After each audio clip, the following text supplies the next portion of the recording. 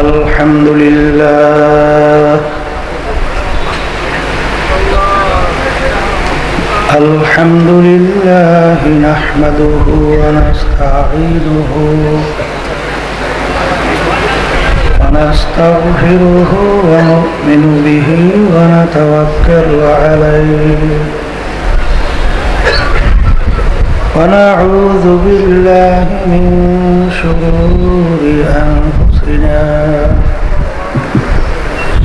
من يهده الله فلا مضل له ومن يضلله فلا هادي له ونشهد أن لا إله إلا الله وحده لا شريك له ونشهد أن محمدا عبده ورسوله أما بعد فأعوذ بالله من الشيطان الرجيم بسم الله الرحمن الرحيم يا أيها الذين آمنوا صلوا عليه وسلموا تسليما اللهم صل على سيدنا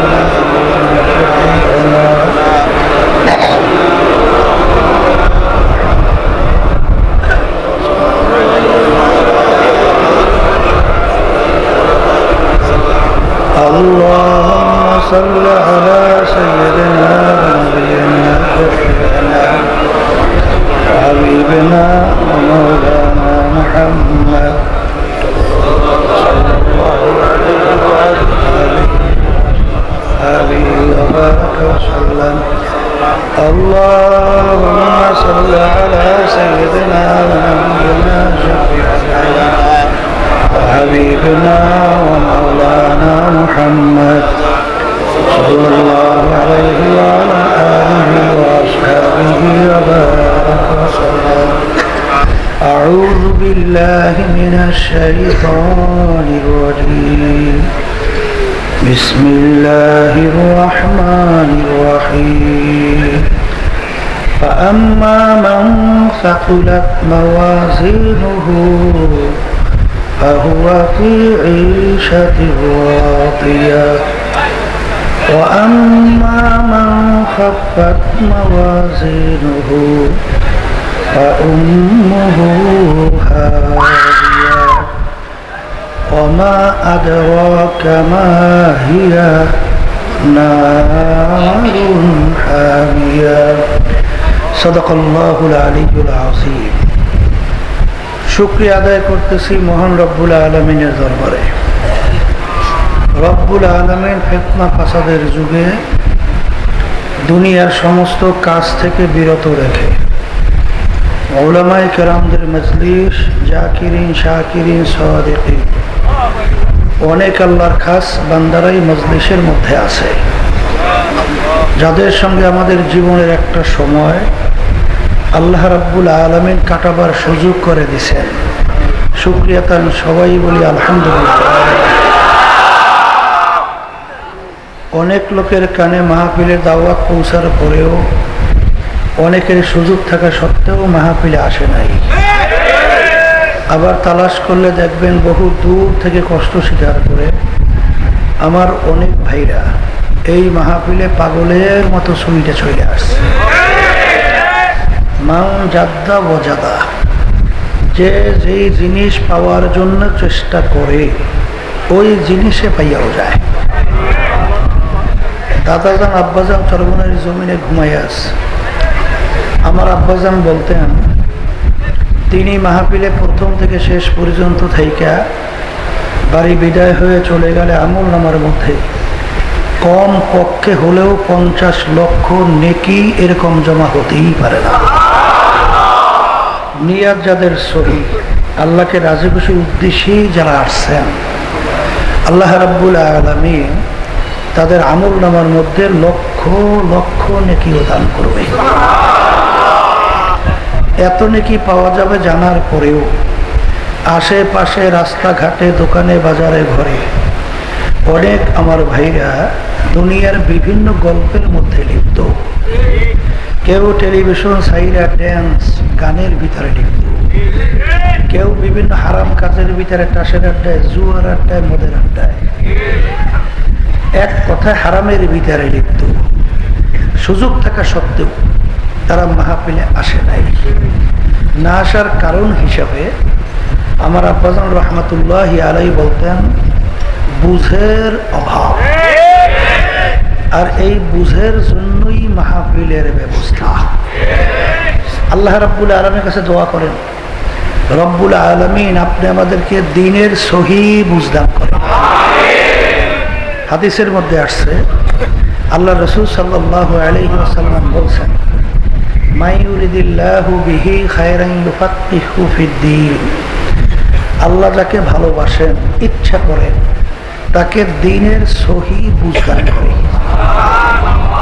পাশে একটা কথা মনে রাখা লাগবে, হেদায়েত কিন্তু কোনো পীরের হাতে নাই, কোনো বাবা বা কোনো দলের নেতা নেত্রী বা কোনো উস্তাদদের উস্তাদ কারো হাতে হেদায়েত নাই। হেদায়েত একমাত্র আল্লাহর হাতে। আল্লাহ রাসূল সাল্লাল্লাহু আলাইহি ওয়াসাল্লাম কাফেরদের দলেরা হেদায়েত প্রাপ্ত হইতেছে না, পেরেশান হয়ে অস্থির হয়ে গেছে।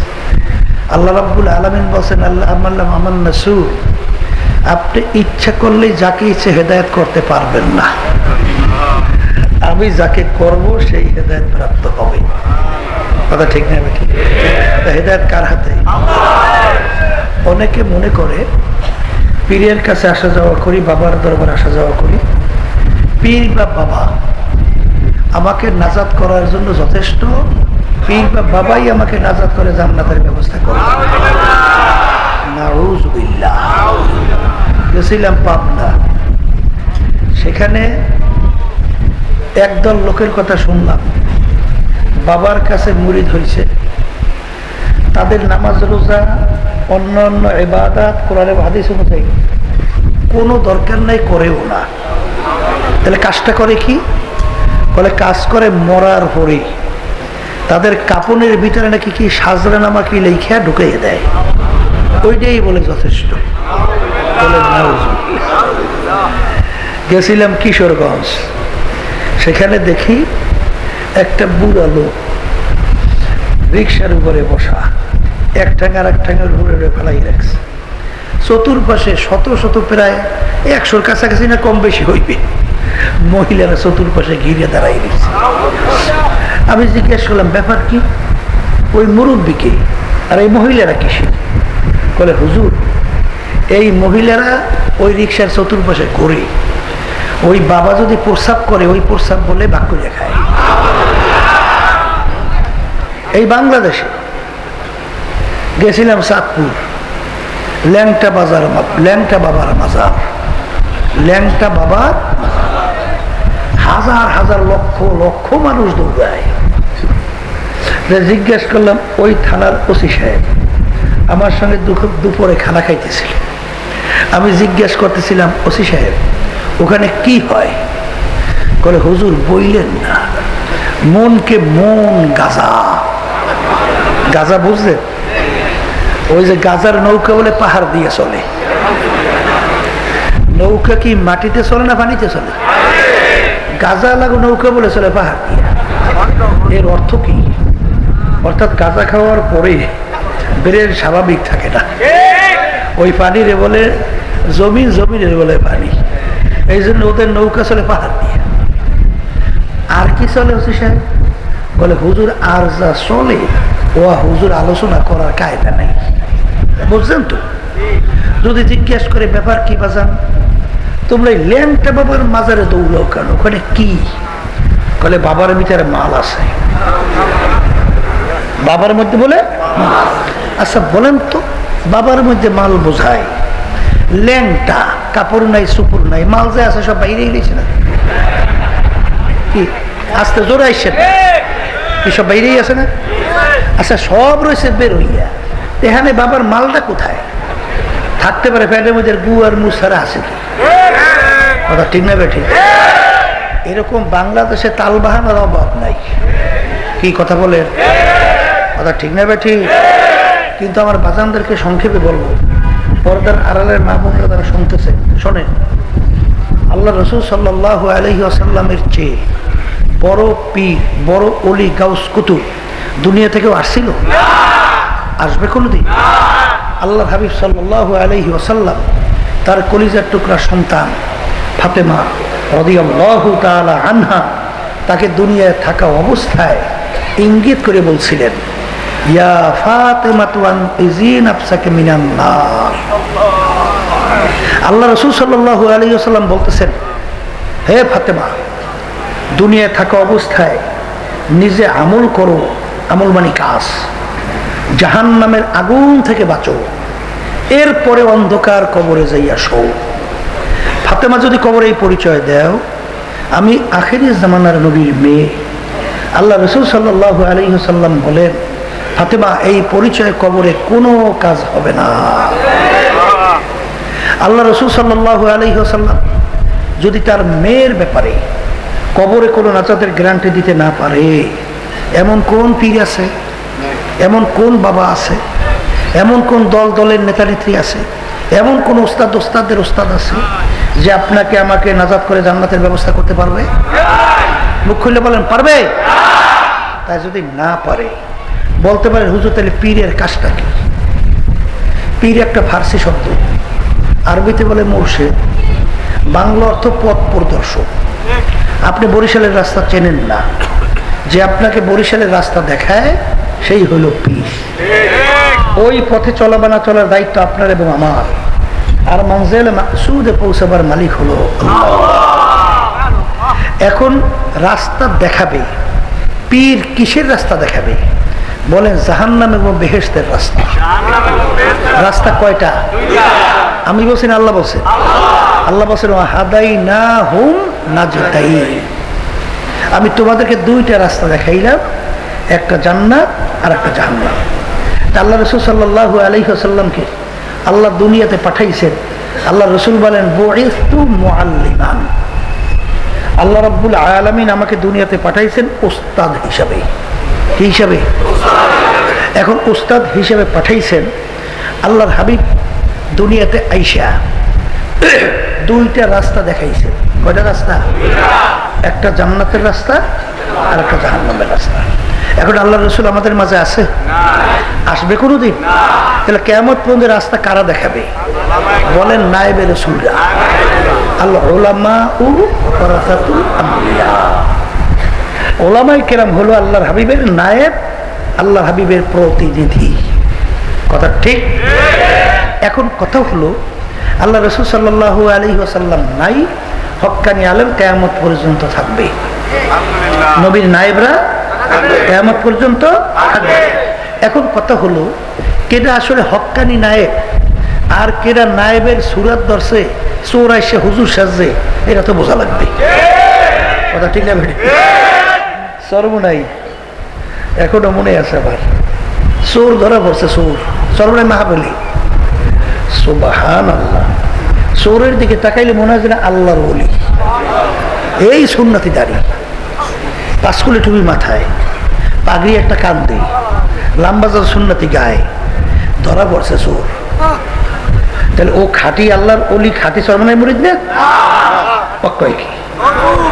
তাহলে ও চিন্তা করছে এই পরিবেশের মধ্যে চুরি করতে হলে এই সুরাত ধরা ছাড়া চুরি করা যায় না। এই জন্য ওই সুরাত সিরা ধরিয়া ও আসছে চুরি করার জন্যে। কথা ঠিক না? তাহলে এখন এই বাংলাদেশ সহ তামাম দুনিয়ার মধ্যে হক্কানি নায়েব কিয়ামত পর্যন্ত থাকবে।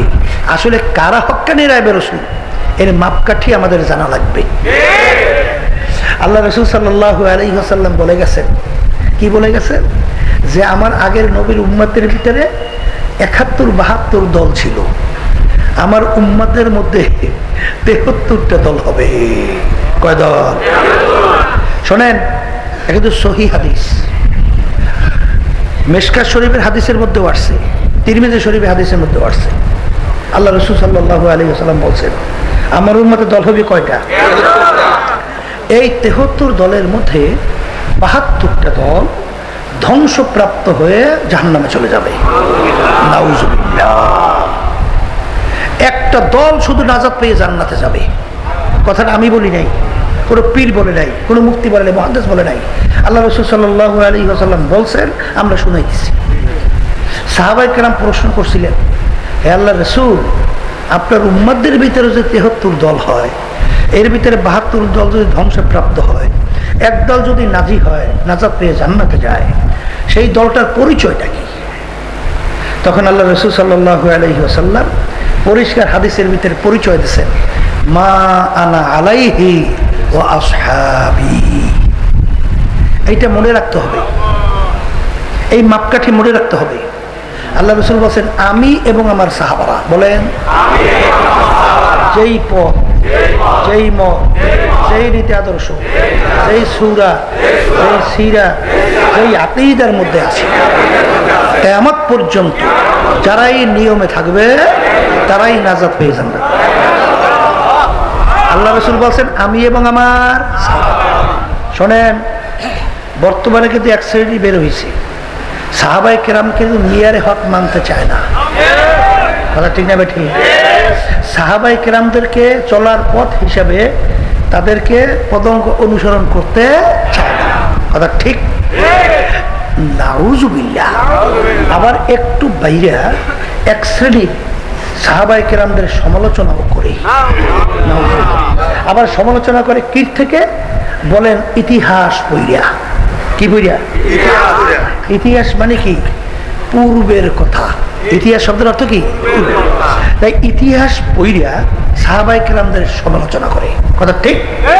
আমি আমার বাজানদেরকে জিজ্ঞাসা করি, বলেন তো, ইতিহাস লেখকদের ভিতরে অনেক উল্লেখযোগ্য লেখক হলো খ্রিস্টান।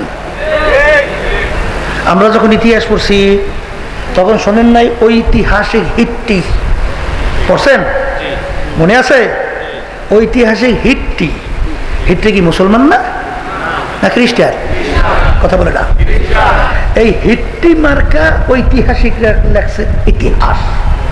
আপনাদেরকে সংক্ষেপে যদি জিজ্ঞাসা করি, আচ্ছা, যারা আওয়ামী লীগ করে কট্টর, এক শ্রেণীতে রক্তকষ্ট বলে মিললেই গেছে, আছে না নাই? আচ্ছা, আমি জিজ্ঞেস করি, তাদেরকে যদি শেখ মুজিবুর রহমানের ইতিহাস লিখতে দেওয়া হয়, ইতিহাসটা ভালো হয়েছে না খারাপ? কেমন ভালো? বলে বাংলাদেশে আর এরকম পোলা জন্মই হয় নাই।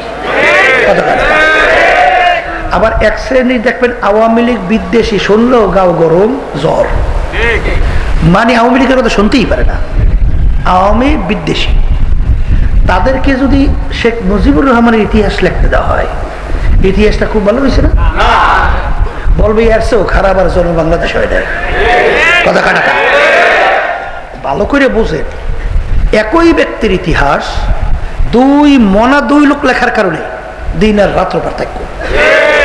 খ্রিস্টানরা মুসলমানদের বন্ধু না শত্রু? হ্যাঁ, তা মুসলমানদের যদি শত্রু হয়, এই শত্রুরা লেখছে ইসলামের ইতিহাস, মুসলমানদের ইতিহাস। ইতিহাসটা খুব সুন্দর হয়েছে না? হ্যাঁ, এ কপাল পোড়ারা। সাহাবায়ে কেরামদের ইতিহাস হাদিসে নাই? হ্যাঁ, আচ্ছা, সাহাবায়ে কেরামদের ইতিহাস হাদিসের ব্যাপারে তুমি আলোচনা না কইরা, সেই ইতিহাস তুমি পদক অনুসরণ না কইরা, তুমি খ্রিস্টানদের ইতিহাস নিয়ে নাড়াচাড়া করা করো। আর বিশেষ করে দুই সাহাবার সমালোচনা বেশি করে, আমিরে মুআবিয়া রাদিয়াল্লাহু তাআলা আনহু আর ওসমান গনি রাদিয়াল্লাহু তাআলা আনহু। নাউজুবিল্লাহ।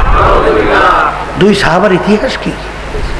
আল্লাহ রাসূল সাল্লাল্লাহু আলাইহি ওয়াসাল্লামের উপরে ওহী নাযিল হয়েছে, কাতেবে ওহী অনেক ছিল না, ওহী লেখছে। এর ভিতরে একজন হলো উল্লেখযোগ্য আমিরে মুআবিয়া রাদিয়াল্লাহু তাআলা আনহু। তিনি আল্লাহ হাবিবের ওহী আসছে, ওহী লেখছে, কাতেবে ওহী একজন। আর ওসমান গনি রাদিয়াল্লাহু তাআলা আনহুকে কুরআনুল কারীম বিক্ষিপ্ত অবস্থায় ছিল, এক জায়গায় জমা ছিল না। ওসমান গনি রাদিয়াল্লাহু তাআলা আনহু কুরআনুল কারীমকে জমা করছে। তাহলে কুরআনুল কারীমের দুই গোড়ায় দুই সাহাবা। কথা খেয়াল করে, এরা যদি খারাপ হয়, এক পর্যায়ে কিন্তু বলা শুরু করবে, লোকজন দুষ্ট আছিল, তাই দুষ্ট লোকের কাজ কি? দুষ্টামি না ভালো? খারাপ লোকের কাজ কি?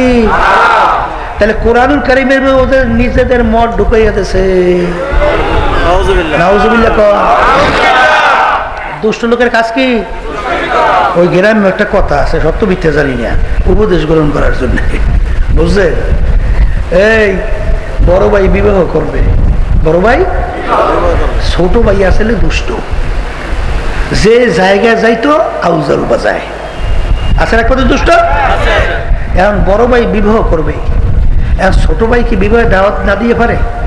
হ্যাঁ, কিন্তু জানে তো ও যদি বিয়ের মজলিসে যায় কোন জায়গায় জানি ঘটনা ঘটায়। এখন যাই বুঝাইতেছে বড় ভাই, ভাই তুই আমার ভাই না? বলে আমি ভাই তো।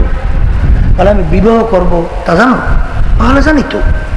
বলে তোকে স্যার আমি বিবাহের মজলিসে যাইতে পারি? বললে তাও তো যাওয়া যায় না। বলে তুই যে দুষ্টামি করো, বলে এটা একটা কথা, বড় ভাইয়ের বিবাহ দুষ্টামি করে? বলে করবি না তো? বলে না। ঠিক আছে, তেমন ছোট ভাই তো নিয়ে চলে গেছে, ও সন্ধ্যার মধ্যে পকেটে তেলাপোকা আছে না, ও পকেটে সন্ধ্যার মধ্যে রেখে গেছে। কথা বুঝলেন? জোরে আসবেন না। আর খাওয়া তো পুরা দমে শুরু হয়ে গেছে, ও তাড়াতাড়ি পকেট থেকে তেলাপোকাটা উড়াইয়া জলের মধ্যে মাখাইটা খাইয়া লাভ দিয়ে ইন্না লিল্লাহ, এইটা কি মানে তরকারির ভিতরে তেলাপোকা, আর মুখে কেউ খানা যায়? সব শেষ। ভাই বুঝতে কাজ হয়ে গেছে, জোরে সেনটা ঘটনা ঘটে গেছে। এখন যত বলে কাজ তো হয় না, কাজ তো ঘটে গেছে। দুষ্ট লোকের কাজ কি? দুষ্টামি। তাই সাহাবায়ে কেরাম যাদের মাধ্যমে কোরআনুল কারীম লেখা হইল, যাদের মাধ্যমে জমা হইল, তারা যদি খারাপ প্রকৃতির হয়, এক পর্যায়ে এই আলোচনা আসবে না যে দুষ্ট লোকের কাজ দুষ্টামি, এদের মাধ্যমে কোরআনুল কারীম জমা হয়েছে, এদের মাধ্যমে কোরআনুল কারীম লেখা হয়েছে, তারা দুষ্ট লোক কোরআনুল কারীমে নিজেদের মত ঢুকাইয়া দিয়েছে। এইটা সরাসরি আল্লাহর কালাম না। নাহলে এই দুই সাহাবার সমালোচনা বেশি কেন করে? সাহাবায়ে কেরাম সংখ্যা প্রায় 1.5 থেকে 1.5 লক্ষের কাছাকাছি, এই দুইজনকে টার্গেট করলো কেন? এটা বুঝতে হবে, কথা ঠিক না? ঠিক। এই ওসমান গনি রাদিয়াল্লাহু তাআলা কে?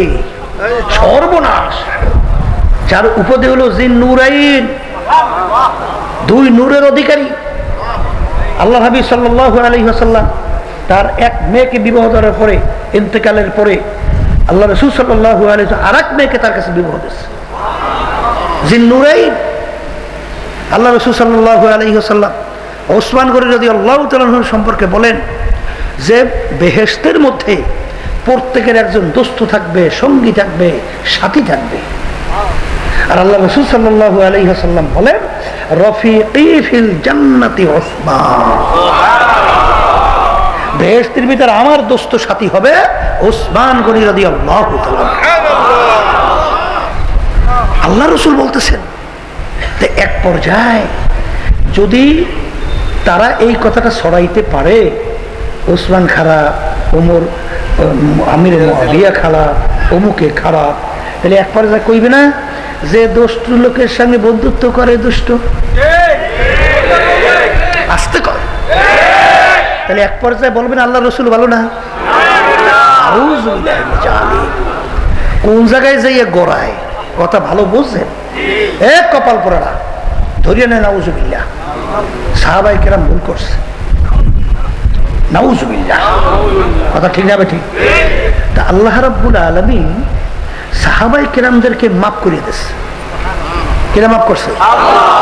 ভুল করছে সাহাবায়ে কেরাম, মাফ করছে আল্লাহ।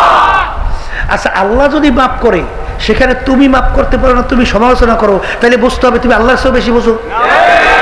কথা কয় না? আল্লাহ রাব্বুল আলামিন সাহাবায়ে কেরামদের ব্যাপারে কি বলছেন? রাদিয়াল্লাহু আনহুম ওয়া রাদু আন। আল্লাহ রাব্বুল আলামিন বলেন আমি তাদের উপরে রাজি খুশি হয়ে গেছি, তারাও আমার উপরে রাজি খুশি হয়ে গেছে। তাহলে আল্লাহ রাব্বুল আলামিন তাদেরকে মাফ করছে। এরপর যারা সমালোচনা করো, বুঝতে হবে এর ভিতরে কি জানি কিন্তু আছে। কথা ঠিক কিনা? এরপরে বাজানকে বলি ধৈর্য না, নাউজুবিল্লাহ, সাহাবায়ে কেরাম ভুল করছে। এই যারা আওয়ামী লীগ করে, আওয়ামী লীগের নেতারা যদি করে অন্যায় করে, আওয়ামী লীগের লোকরা কি করে? মাইক নিয়ে প্রচার করে। কি করে? ডাইকে রাখে না, গোপন রাখে না, কেউ যেন না জানে, কেউ যেন জানে না, কেউ যেন না জানে না, কথা হয় না কি? যারা বিএনপি করে, বিএনপির লোকেরা যদি অন্যায় করে, বিএনপির লোকেরা কি প্রচার করে না ঢেকে রাখে? তা আমরা মুসলমান, আমাদের মুরব্বী হলো সাহাবায়ে কেরাম। ধরে না, নাউজুবিল্লাহ, সাহাবায়ে কেরাম ভুল করছে। আমাদের দায়িত্ব কর্তব্য ওটা প্রকাশ করাটা ঢেকে রাখা। এই প্রকাশ করে কারা? বলে শত্রু। প্রকাশ করে কারা? আবার বলেন শত্রু। আচ্ছা, তাহলে বুঝতে হবে যে যারা মুসলমান দাবি করি, যারা অন্যান্য আদার্স কিছু দাবি করি, সাহাবায়ে কেরামদের দোষ ত্রুটি যারা আলোচনা করি, তাহলে বুঝতে হবে এই মুসলমান ইসলামের বন্ধু না। কথা ঠিক কিনা? এই আল্লাহর বান্দারা, কথার কথা শোনেন। এই ঘুমের ঘরে মানুষ আদা মারে না, এই খেয়াল মেল থাকে, তাই ঘুমাইয়ে রয়েছে না, টাইনে জোরে ঘুমায়, ওই সময় হুশ থাকে? কাপড় টাপড় দুই এক সময় উঠে উঠে যাইতে পারে না, ঘুমের ঘরে খেয়াল থাকে? এখন ছেলে রুমের ভিতরে তাকাইয়া দেখে বাপ ল্যাংট হইয়া ঘুমায়, এমন ফুল আর ফুলা। এ বাহিরে নেমে মাইক লাগাইছে, মাইক লাগিয়ে ঘোষণা করতে আছে, কে কোথায় আসো, একটু জলদি জলদি আসো, একটু দেখে যাও আমার আব্বা কেমনি ল্যাংটা হইয়া ঘুমা। ফুলটা খুব আদব না? খুব ভদ্র ভালো ছেলে না? কি কইবে? ওর সে বেয়াদব দুনিয়াতে নাই। আদুওয়ালা ছেলে কেউ যেন দেখে না, তাড়াতাড়ি ঢাক। কথা ঠিক কিনা? এই সাহাবায়ে কেরাম ধরো নাউজুবিল্লাহ ভুল করছে, আমাদের দায়িত্ব ডাইকে রাখা। উদলা করে বেয়াদব, ঠিক না? ঠিক। যেই কথা বলতে চাইছিলাম, বর্তমানে এক শ্রেণী বেরোইছে সাহাবায়ে কেরামদের সমালোচনা। এই সাহাবায়ে কেরামদের সমালোচনা করে ইসলামের উপকার কি? আছে কা? মুসলমানের উপকার কি? ইসলামের দলের উপকার কি? তাই কোন উপকার নাই, সমালোচনা করে কা? এটা বুঝতে হবে। উপকার ছাড়া কেউ কোনো কাজ করে? তাহলে সমালোচনা করে উপকার নাই, তাহলে করবে কেন? নিশ্চয়ই একটা কারণ একটু আসতে বলে। এই আল্লাহর বান্দারা, আল্লাহ রাসূল সাল্লাল্লাহু আলাইহি ওয়াসাল্লাম সাহাবায়ে কেরামদেরকে বলছেন কান্নুজুম, আমার প্রত্যেকটা সাহাবা এক একটা নক্ষত্রের মতো। এখানে কোনো সাহাবা বাকি আছে না? সব। আল্লাহ রাসূল সাল্লাল্লাহু আলাইহি ওয়াসাল্লাম বলেন কান্নুজুম, তারকার মতো। সমুদ্রের ভিতরে নাবিক আগে জাহাজ চালাইতে কিন্তু তারকা দেখিয়া। কথা বুঝেন না? বুঝেন না? এই তো অনেক অত্যাধুনিক যন্ত্র, অনেক কিছু আবিষ্কার হয়েছে, কিন্তু আগে তো তারকা দেখিয়া সমুদ্রের ভিতরে পথ চলতো। যখন সমুদ্রের ভিতরে নাবিক পথ হারায়, তারকা দেখিয়া পথ ঠিক করে। তা তোমরা যখন বেহেশত জাহান্নামের রাস্তা হারাইয়া ফেলবা, আমার যে কোনো এক সাহাবার অনুকরণ করবে, তোমরা রাস্তা পাইয়া নাজাত পেয়ে জান্নাতে যাবা। আমি বলছেন, আল্লাহ রাসূল বলছেন। এ মুসলমান ইমানদার, আল্লাহ রাসূলের কথা বিশ্বাস করো? হ্যাঁ, তাহলে আল্লাহ রাসূল বলছেন আমার প্রত্যেকটা সাহাবা একজন নক্ষত্রের মতো, যে কদম অনুসরণ করবা নাজাত পেয়ে জান্নাতে। কথা ঠিক না ভাই? ঠিক। আমার ভাইদেরকে বলবো, পর্দা আলাই মা বোনদেরকে বলবো, আল্লাহ রাসূল সাল্লাল্লাহু আলাইহি ওয়াসাল্লাম বলছেন মা আনা আলাইহি ওয়া আসহাবি, আমি এবং আমার সাহাবারা যেই নিয়ম নীতি আদর্শের উপরে ছিল, যারা কিয়ামত পর্যন্ত ও আছে বা আসি, কিয়ামত পর্যন্ত যারা থাকবে, নাজাত পাইয়া জান্নাতে যাবে। কথা ঠিক। এখন আমার ভাইদেরকে বলবো, আসেন, এই বর্তমানে কিন্তু আগেই বলছি, বলেন দলের মতের অভাব নাই। এখন আপনার আমার মন চাইলেই যেদিকে ইচ্ছা সেদিকে চলা, পা বাড়ানো যাবে না। কারণ দল কয়টা? 73। কয়টা? এর ভিতরে ধ্বংসপ্রাপ্ত, নাজাত পেয়ে জান্নাতে। আমি বলছি না, আল্লাহ রাসূল বলছেন? তাহলে এখন মন চাইলে যেদিকে সেদিকে চলা যাবে? দুনিয়ার সবকিছু বুঝলেন, বাজারে বাজার করতে যান, চাউল কেনার সময় মুখের ভিতরে চিবাইয়া দেখে নরম না শক্ত, তৈল কেনার সময় হাতের ভিতরে ডলা দিয়া ঘেরান নিয়ে দেয় 1 নম্বর না 2 নম্বর, মাছ কেনার সময় গালিটা উঠাইয়া দেখে ইলিশ মাছ বিশেষ করিয়া পচছে না ভালো আছে। সব মালামাল করার সময় পরীক্ষা নিরীক্ষা করিয়া কিনি। কারণ বাজারে যখন বিক্রেতা মাল নিয়ে বাজারে আসে, কেউ বলে আমার মালটা খারাপ, সব বিক্রেতাই বলে আমার মাল ভালো, কিন্তু যে ক্রয় করবে তার তো যাচাই বাছাই করা লাগবে, ঠিক কিনা? নাহলে তো ঠকবি, নাহলে তো ঠকবে। তা এখানে 73 দল 72 দল ধ্বংসপ্রাপ্ত, একটা দল নাজাত পেয়ে জান্নাতি। মন চাইলেই যেদিকে সেদিকে যাওয়া যাবে। আর এইটা বোঝার শক্তি, পার্থক্য করার শক্তি, এটা আল্লাহ রাব্বুল আলামিন প্রত্যেকটা মানুষের ভিতরে দান করছে। এইটা বুঝাও যারা না বোঝার ভান ধরবে, সে ধ্বংসপ্রাপ্ত, কোনো সন্দেহ না, কথা ঠিক কিনা? এই জন্য আমার ভাইদেরকে বলবো, পর্দা আলে মা বোনদেরকে বলবো, সাহাবায়ে কেরামদের আমল এইটা আমার জানতে হবে, এরপরে আমাদের সেই অনুযায়ী পথ চলতে হবে।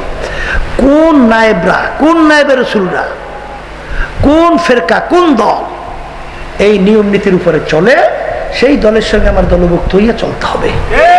কারণ আল্লাহ রাব্বুল আলামিন কি বলছেন? ওয়াকুনু সাদিকিন।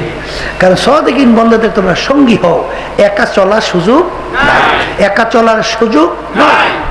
কারণ আল্লাহ বলছেন সাদিকিন বান্দাদের সঙ্গী হও, আমি বলি নেই। তা আল্লাহ বলছেন সাদিকিন বান্দাদের সঙ্গী হও, তাহলে সাদিকিন বান্দা কারা? মা আনা আলাইহি ওয়া আসহাবি, এই ধারায় যারা চলতে থাকবে, চলতেছে, তারা হলো সাদিকিন বান্দা। এই কথা ঠিক নেবে? ঠিক। এটা আমার তালাশ করে বের করতে হবে। মন চাইলে যেদিকে সেদিকে চলা যাবে না, কারণ কবরে কিন্তু কোনো দলের পরিচয় চলে চলে। যদি কেউ যদি কবরে পরিচয় দেন আমি সর্বনায়ের মুরিদ, কোনো কাজ হবে? আমি ফুরফুরা, আমি জৈনপুর, এই আমি 88 রাজার দেওয়ানবাগ, আমি জামাত ইসলাম, আমি তাবলীগ, আমি আওয়ামী লীগ, আমি বিএনপি, আমি জাতীয় পার্টি, সওদাগর, বড় বংশে, বড় শিক্ষিত, কোনো পরিচয় কবরে চলে না। কবরে প্রশ্ন কিন্তু 3টা। কয়টা? 1 নম্বর মান রাব্বুকা ওমা দীনুকা ওমান নাবিয়ুকা। এই 3 প্রশ্নের মধ্যে কোথাও কিন্তু নাই তুমি চরমনাইয়ের কিনা আছে। প্রথম প্রশ্ন মান রব্বুকা, তোমার রবকে বলো। দ্বিতীয় প্রশ্ন কোন ধর্মের নিয়ম অনুযায়ী চলছো বলো। 3 নম্বর প্রশ্ন আল্লাহর রাসূলকে দেখাবেন, মান হাযার রাসূল, বলো ব্যক্তিকে। কি এই 3 প্রশ্নের ভিতরে কোনো দলাদলি পাওয়া যায় নাই? পাওয়া গেছে? যদি না পাওয়া যায়, আমার ভাইদেরকে, পর্দা আলে মা বোনদেরকে বলবো, খুব সতর্ক অবস্থা আমাদের পা বাড়াতে হবে। পথ কিন্তু বড় পিচ্ছিল। আল্লাহ হাবিব সাল্লাল্লাহু আলাইহি ওয়াসাল্লাম একদিন জমিনের ভিতরে একটা সোজা দাগ দিয়েছেন, এরপরে আঁকা বাঁকা চতুর্পাশে কতগুলো দাগ। সাহাবায়ে কেরামদের জিজ্ঞাসা করছেন, বুঝতে পারছো তোমরা? হুজুর বুঝি নাই। বলে এই সোজা রাস্তা সিরাতাল মুস্তাকিম, এই পথে চলতে যাইয়া যারা ডানে বামের ভিতরে ঢুকবে, ধ্বংসপ্রাপ্ত হইয়া জাহান্নামে চলে যাবে। কথা ঠিক কিনা? এই আল্লাহর বান্দারা ভালো করে মনকে বুঝাতে হবে, তারপর কিন্তু কবরের পথে রওনা করতে হবে। কথা ঠিক না? এই জন্য বলতেছিলাম, অনেক মুসলমান সন্তান বর্তমানে বাংলাদেশেও কিন্তু আছে। এরা কিন্তু আমাদের কথাবার্তাগুলো আগের যুগে কিন্তু যেরকম ওলামায়ে কেরাম হক্কানি বলতেন সেইভাবে মানার চেষ্টা করত, কিন্তু বর্তমানে কথা তো শুনতেই চায় না, বরং উল্টো উল্টা চলার জন্য পাগল হয়ে যায়। এই জন্য বলেন কথা ঠিক না? এইবার দোষ তৈরি তালাশ করিয়া ওলামায়ে কেরামদেরকে গালি দেয় মন মতো। এক শ্রেণী আছে না, কিন্তু আমার বাজানদেরকে বলবো, ওলামায়ে কেরামকে গালি দিয়া তুমি নাজাত পাবা। যদি পাইতে আফসোস থাকতো না, 1000 গালি দাও, কিন্তু যদি নাজাত না পাও তো ওলামায়ে কেরাম থেকে গালি দাও কেন বাজান? বরঞ্চ ওলামায়ে কেরামদের বিরুদ্ধে এক শ্রেণী এত কঠিন আকারে লাগছে, মনে হয় যেন দেশটার এবং ওলামায়ে কেরামরা বলে খাইয়েই বেলাইছে। উন্নয়ন বলে হয় না এদের কারণে, সব বলে একেবারে আদরের কথা সব পাপ। মানে উন্নয়ন হয় না। তা দেশ হুজুরে খায় না খাজুরে খায়? হ্যাঁ, দেশ হুজুরে 53 বছরে চালাইছে, এই 54 বছর পড়ছে স্বাধীনতায়, দেশ চালাইছে খাজুরে না? তা দেশ হুজুররা খাইলো কেমনি? দেশ চালাইলে তোমরা, হুজুররা খায় কেমনি? তা দেশ যে কারা খাইছে এত পেপার পত্রিকা খুললি আমরা দেখি, শুধু খায় না, খাইয়ে যোগাযোগা করছে। আমাদের দেশে টাকাগুলো সব পাচার করছে বিদেশে, বেগমপাড়া তৈরি করছে, কত কিছু, এর কোনো শেষ নাই।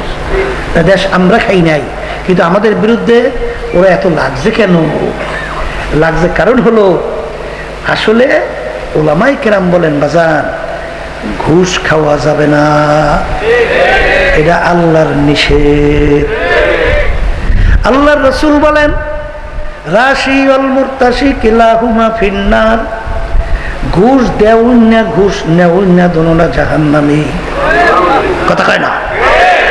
এখন হুজুররা বলে বাজান আল্লাহ এবং আল্লাহর রাসূল বলছেন ঘুষ খাওয়া যাবে না, ঘুষ দেওয়াও যাবে না। এখন ঘুষখোররা তো এই কথা পছন্দ করে না। আসতে কয় পছন্দ করে? এখন এটা আমরা বলছি না, আল্লাহ এবং আল্লাহ রাসূল বলছে। তা রাগ করলে আপনার আল্লাহ এবং আল্লাহ রাসূলের সঙ্গে রাগ হোক, কি কথা ঠিক না? ঠিক। আল্লাহ বলেন সুদ খাওয়া যাবে না, আহাল্লাল্লাহুল বাইআ ওয়া হারামার রিবা, আমি তোমাদের জন্য ব্যবসাকে হালাল ঘোষণা করলাম আর সুদকে তোমাদের জন্য আমি হারাম ঘোষণা করলাম। আমি বলছি না আল্লাহ। এখন যারা সুদখোর তাদেরকে যদি বলা হয় বাজান আল্লাহ নিষেধ করছে, সুদ খাওয়া যাবে না, সুদের ভিতরে জড়ানো যাবে না, তখন তারা ওই ওলামায়ে কেরামদের উপরে ক্ষিপ্ত হয়। কথা বলে না কেন? আমি বলছি না, আল্লাহ বলছেন পর্দা ফরজ। আসতে কয় যাদের সঙ্গে দেখা দেওয়া জায়েজ নাই তাদের সঙ্গে দেখা দেওয়া যাবে না, এটা আমি বলি নাই, আল্লাহ এবং আল্লাহর রাসূল বলছে, আমরা শুনাই। কথা কয় না? বাজান তুমি জীবনেও 2 রাকাত নফল নামাজ পড়ো নাই, জীবনে 2 রাকাত তাহাজ্জুদের নামাজ পড়ো নাই, এই জন্য তোমার জন্য কোরআন এবং হাদিস অনুযায়ী 1 সেকেন্ডের জন্য কোনো জাহান্নামের হুকুম নাই। কিন্তু একবার যদি তুমি বেপরদা হও, যাদের সঙ্গে দেখা দেওয়া জায়েজ নাই তাদের সঙ্গে তুমি যদি দেখা দাও, বাজান কমপক্ষে একটা কবিরা গুনাহ আমল নামা জমা হবে, আর একটা কবিরা গুনার জন্য 7000 বছর জাহান্নামের আগুনের মধ্যে জ্বলতে হবে। আমি বলছি, আমার রাগ হইছেন না? এইটা হলে তো মাথায় পাহাড় পড়ছে, বলে হুজুর এই ওয়াজ এই যুগে চলে না। এই জোরে বলে কথা ঠিক না বেঠে? কিন্তু কি করব, বলা লাগবে না? আজকে বলা লাগবে না? কে মানবেন কে না মানবেন সেটা তো তা জানি না, ওলামায়ে কেরাম বলতেই হবে। কি জোরে বলেন কথা ঠিক কিনা? আল্লাহ রাসূল সাল্লাল্লাহু আলাইহি ওয়াসাল্লাম বলেন যেই হারাম মালের দ্বারা রক্ত এবং গোশত তৈরি হবে তার জায়গা জাহান্নাম ছাড়া হবে না। আসতে কয় বলেন বলেন, যেই রক্ত এবং গোশত হারাম মালের দ্বারা তৈরি হবে আল্লাহ রাসূল সাল্লাল্লাহু আলাইহি ওয়াসাল্লাম বলেন তার জায়গা জাহান্নাম ছাড়া হবে না। কি আমি বলছি না আল্লাহ রাসূল বলছেন? হ্যাঁ, কি এরা শুনলে কি হারামখোররা আমাদের খুশি রে বেজার? কি আসতে কয় দেয় কি বেজার না খুশি? এই বিপদ তো ওই জায়গায়। কি জোরে বলে বিপদ ওই জায়গায় না? এই আল্লাহর বান্দারা, আল্লাহর রাসূল আল্লাহ বলেন তোমরা সুন্নাত তরিকের উপরে চলো। বর্তমানে এক শ্রেণী বাইরেছে সুন্নাত বলে লাগেই না। আছে না নাই? এই আমার হুকুম না আল্লাহর হুকুম? আল্লাহ বলেন কুল ইন কুনতুম তুহিব্বুনাল্লাহ ফাত্তাবিউনি ইউহিব্বুকুমুল্লাহ। হে রাসূল আপনি বলেন যারা আমাকে মুহাব্বত করতে চায় তারা যেন আপনার অনুসরণ অনুকরণ আপনাকে মুহাব্বত করে। আমি বলছি না আল্লাহ বলছেন? এখন বাইপাস আল্লাহর হাবিবের সুন্নাত বাদ দিয়ে আল্লাহ রাসূলকে বাদ দিয়া কেউ আল্লাহরে পাইবে? এলে কোরআন কারীম আয়াত মিথ্যা হয় না? নাউজুবিল্লাহ। এখন আল্লাহ রাসূলের মুহাব্বতের পরিচয় কি? এক শ্রেণী আমার বাজানরা আল্লাহর হাবিবের নাম শুনলে হাতের ভিতরে চুমা খায়, মোহাব্বত। এক শ্রেণী আমার বাজানরা বুকের ভিতরে থাবড়া থাবড়ি করে, মোহাব্বত। এক শ্রেণী আমার বাজানরা বুকের ভিতরে ছুরি নিয়ে পোষাপুষি করে, মোহাব্বত। এক শ্রেণী আমার বাজানরা আল্লাহর হাবিবের নাম শুনলে বসা অবস্থায় লাফাইয়া দাঁড়াইয়া যায়, মোহাব্বত। কথা কয় না? এইটাই মোহাব্বতের পরিচয়। আল্লাহ রসুল বলতেছেন মোহাব্বতের পরিচয় কি? আমি বলি না, আল্লাহ রসুল বলছেন, আমি শুনাই। কেউ রাগ করি না, আল্লাহ রসুল মাফ চাই। ভুল হইলে বলে হুজুর ভুল হয়েছে। আল্লাহ রসুল বলেন, মান আহাব্বা সুন্নতি ফাকাদ আহাব্বানি, যে নাকি আমার সুন্নাতকে মোহাব্বত করলা, তারা গোয়াকে আমি রসুল কি মোহাব্বত করলা। এই আল্লাহ রসুলের মোহাব্বত করে, বন্ধু বন্ধুকে মোহাব্বত করে না? করে করে করে। বন্ধুর মোহাব্বতের পরিচয় কি? বন্ধু যে রঙের জামা বানায়, বন্ধু ওই রঙের জামা বানাইতে তার কাছে ভালো লাগে। আমি ভুল কইছি মনে হয়? একটু চুপ করে বসে হ্যাঁ, এই দেখেন না শেখ মুজিবের মোহাব্বত করে, মুজিব কোট কি ব্যাপারটা কি? হ্যাঁ, কি মোহাব্বতের পরিচয় না? এই বন্ধু যেই কে দেয় হাঁটে, সেও সেই কে দেয় হাঁটে। আমার বন্ধু এরকম হাঁটে, মোহাব্বতের গোলবা, ঠিক না? ঠিক। এই যদি আল্লাহ রসুলকে মোহাব্বত করো, তা আল্লাহ রসুলের জামাটা তোমার কাছে ভালো লাগে না? কারণটা কি? এটা কেমন একটা পাগলামি কথা না? কি জোরে বলে পাগলামি কথা না?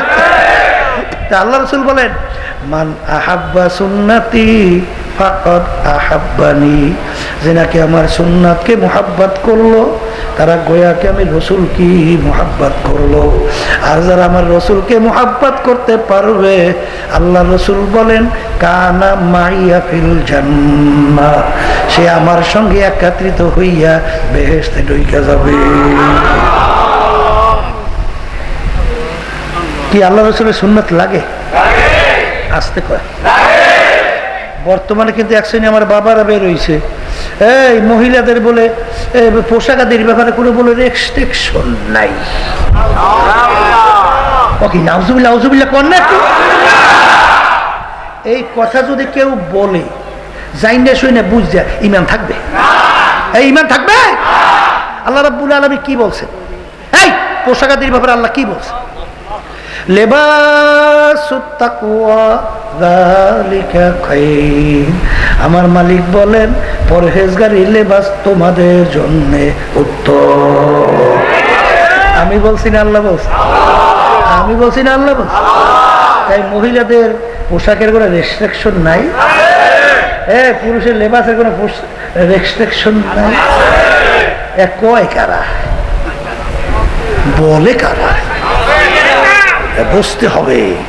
গ্রামে একটা কথা আছে, একজনের শখ জাগছে, শখ আছে না? অনেকে শখ জাগে।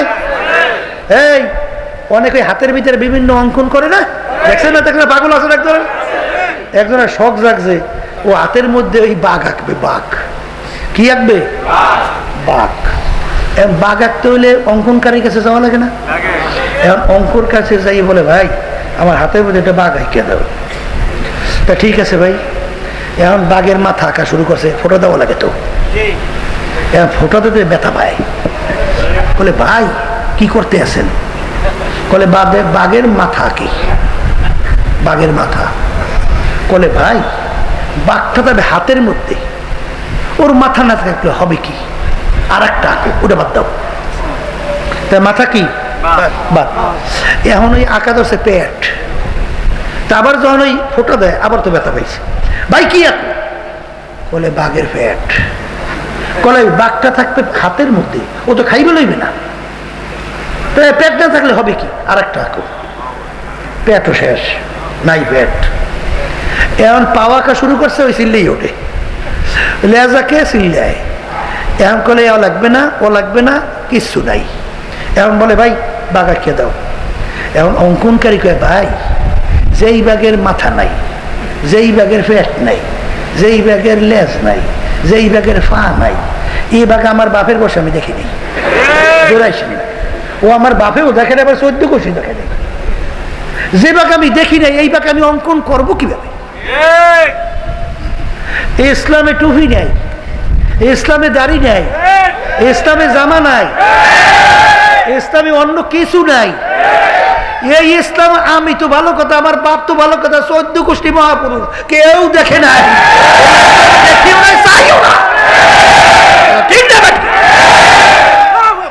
ওরে কপাল ফোড়ারা।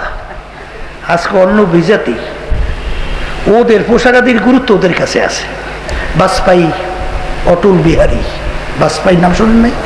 ভারতের প্রধানমন্ত্রী ছিল না? বাংলাদেশে আর ছিল, মনে আছে? কি বইরিয়া ধুতি, ধুতি ধুতি পরলে এক পাশে রান টান বাইরেই থাকে না? দেখেন এবার পিছন দিয়ে একটা কাঁচা দিয়েছে, আছে না? ধুতি। আচ্ছা, এদের ওদের জাতীয় পোশাক। বিদেশে আসবে মেহমান, এক দেশের প্রধানমন্ত্রী, কিন্তু ওর পোশাক নিয়ে আসে ধুতি। ওদের ধর্মীয় পোশাক ছাড়ে নাই। আর আজকে মুসলমানদের কি হলো? আজকে মুসলমান আল্লাহ আল্লাহ রাসূল যেই পোশাকের কথা বলছেন, সাহাবায়ে কেরাম যে পোশাক পরছেন, সেই পোশাকের ব্যাপারে তোমার এত বাধা নিষেধ, তাহলে তোমার খ্রিস্টানদের পোশাকটা ভালো লাগে কে? তুমি পোশাক পরবাই না, ল্যান্ড হইয়া চলো। তাহলে খ্রিস্টানদের না পরকা? খ্রিস্টান হ্যাঁ, full pant, Hawaii shirt, flying shirt, cutting cutting. বর্তমানে একদল বাইরেছে, সেদিনকে দেখি এখানে সিরিয়া, এখানে সিরিয়া আসে না মেয়া। আমি কি ব্যাপার দেখি, ওর প্যান্টটা সিরিয়া, আর বর্তমানে বাইরে পাশাও বলি সিরিয়া। হ্যাঁ বলে বর্তমানে বাইরেছে, ওর বলে দাম আরো বেশি। আমি জিজ্ঞেস করি সেদিনকে কোন জায়গায় জানি, আমি বলি কি রে ব্যাপার, এই এরকম হাঁটু ধরে এরকম সিরিয়া, এই জায়গায় সিরিয়া, এই জায়গায় সিরিয়া করলো। বলে হুজুর সিরিয়ান, ওর একটা স্টাইল। কেমন স্টাইল? কথা আল্লাহ রাসূল সাল্লাল্লাহু আলাইহি ওয়াসাল্লাম বলছেন, গুইলের গর্তে ঢুকবে মুসলমান, ওদের পিছনে যাই গর্তে ঢুকবে। কথা বুঝছেন? এখন এই বিজেপির মনে হয় কোন জায়গায় প্যান্ট ছিঁড়িয়ে গেছে, মনে হয় যেন সেলাই তো সময় পায় না, ভালো প্যান্ট পায়ও নাই, ওইটা মনে হয় দেখছে একটাই, মনে করছে ওইটাই মনে হয় একটা সিরিয়ার স্টাইল। এইটা বলে আটতে আছে, খুব ভালো লাগে। কে তোমার ওইটা ভালো লাগে? কারণটা কি? হ্যাঁ, আমার বাজানদেরকে বলো পড়তে হলে, ওদেরকে বলো শোনেন, এই হাফিজুর রহমতুল্লাহ আলাইহি মনে আছে? ছোট তো বুঝবেন না, মনে নেই? এই বটগাছ মার্কায় নির্বাচন করছিল না, প্রেসিডেন্ট নির্বাচন, তখন তো আমরা বুঝি, ভালোই বুঝি, তখন বুঝ ভালো। এখন আমি চিন্তা করি, আহারে হুজুরের মার্কাটা হয়েছে বট গাছ। বট গাছ কোনোদিন জীবনে নির্বাচনে মার্কা হয় এত কোনোদিন জীবনে সরি নেই। বট গাছের মধ্যে হিন্দুরা বড় বট গাছ দেখলে সেবা দেয়, পূজা করে, দেখেন নাই? আমাকে এলাকায় আছে বট গাছের গোড়ায় ওদের পূজা আছে জায়গা, বিরাট বট গাছ। এখন এই বট গাছে হুজুরের মার্কা, মনটা এত খারাপ যে কেমন হইবে। তাই মার্কা তো পাই গেছে, নির্বাচন শুরু হয়ে গেছে। এখন স্লোগান কি? বট গাছ, বট গাছ, বট গাছ, শুরু হয়ে গেছে না? আরে ফের ছুটে যায় না নির্বাচনের সময়? এখন কইতে কইতে ওই নামটাই এত মজা লাগে, মানে বট গাছ বলতে বলতেই এখন দেখি ঘুমাইলেও বট গাছ, উঠলেও দেখি বট গাছ, আর তেসি বট গাছ। কি রে ঘটনা কি? যেই নামটা একটু আগে ভালো লাগে নাই, সেই নামটা এখন লইতে এত মজা লাগে। তাহলে বুঝা গেল বাজান, তুমি যদি সুন্নতি পোশাক পরো, এর ভিতরে এমন মজা আমার মালিক রাখছে, একটু পইরা চইলা দেখো, এই মজার কোনো শেষ নাই। খ্রিস্টান বিজাতিদের পোশাক তুমি পরবা, ওর ভিতরেও কিন্তু একটা মজা আছে না নাই? কিন্তু বাজানদারি রাখার মধ্যেও মজা, না রাখার মধ্যেও কিন্তু মজা। এই সুন্নাত তরিকা চুল রাখার মধ্যেও মজা, না রাখার মধ্যেও মজা। লম্বা জামা সুন্নতি গায়ে দেওয়ার মধ্যেও মজা, না দেওয়ার মধ্যেও মজা। পাগড়ি বান্ধার মধ্যেও মজা, না মধ্যার মধ্যেও মজা। আবার বাজান এক মজায় খুশি হয় আল্লাহ এবং আল্লাহর রাসূল। আর এক মজায় খুশি হয় ইবলিস শয়তান। দুটোটাই মজা আছে না নাই?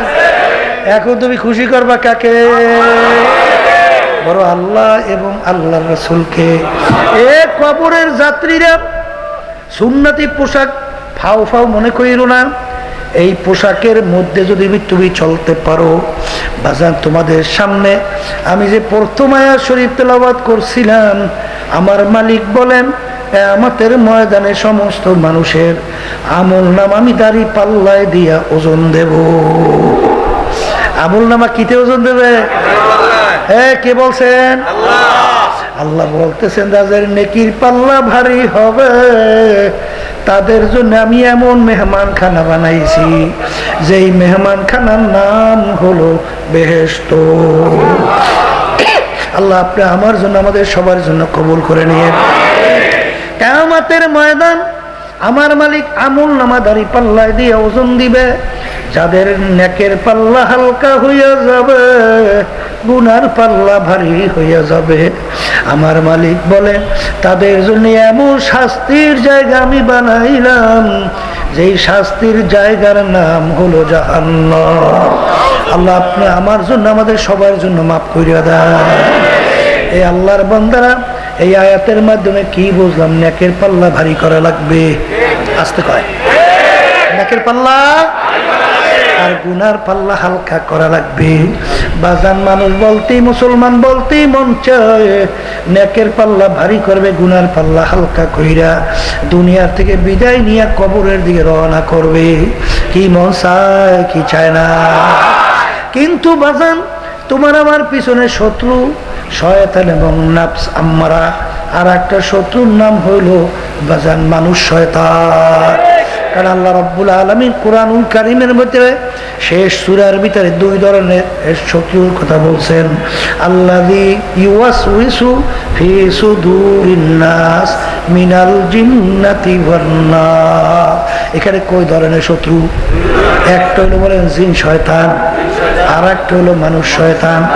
অন্য জায়গায় আয়াতের ভিতরে আল্লাহ বলেন নফসে আম্মারা, এ হইল তোমাদের শত্রু, গুনাহ করায়। কথা ঠিক না বেঠিক?